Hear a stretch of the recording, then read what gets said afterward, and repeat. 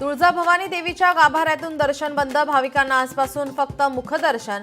भवानी शंकर मंडपातून भाविकांना देवीचे मुखदर्शन। तुळजाभवानी मंदिरातील संवर्धनाचे काम सुरू, मंदिरात धुळीचं साम्राज्य, भाविकांना त्रास, देवीच्या यज्ञ मंडपाच्या बाजूला उघड्यावर काम सुरू। भंडाऱ्यातील वाहतूक शाखेतील पोलिसांना टार्गेट, दररोजच्या कारवाईसाठी दिलं जातं टार्गेट। भंडाऱ्यात वाहतूक पोलिसांना कारवाईचं टार्गेट।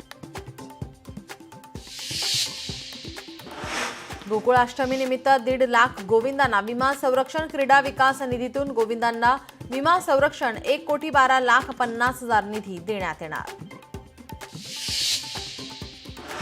लाडक्या बहिणींना जुलै महिन्याचा निधी रक्षाबंधनाच्या पूर्वसंध्येला मिळणार।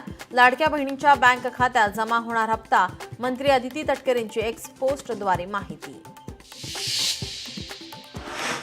मुख्यमंत्री युवा कार्य प्रशिक्षणार्थ्यांचे कृष्णा नदी काठावरून बेमुदत उपोषण, नोकरीमध्ये कायम करा, प्रशिक्षणार्थींची मागणी।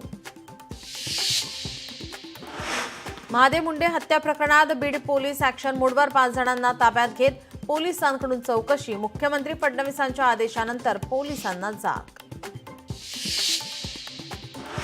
मुंबईच्या कांदिवलीत आज गुजराती साहित्य संमेलन। महाराष्ट्र राज्य गुजराती साहित्य अकादमीद्वारा आयोजित मनसेचा गुजराती साहित्य संमेलनाच्या कार्यक्रमाला विरोध।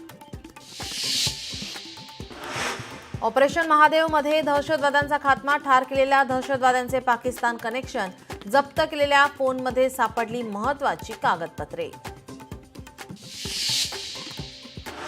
शिवसेनेचे माजी नगरसेवक कमलेश रायला MIDC पोलिसांकडून अटक। एका बांधकाम साईटवरून 50 लाखाची खंडणी मागितल्याप्रकरणी अटक। नमस्कार, मी नीलम जगताप, साबळे बुलेटिनच्या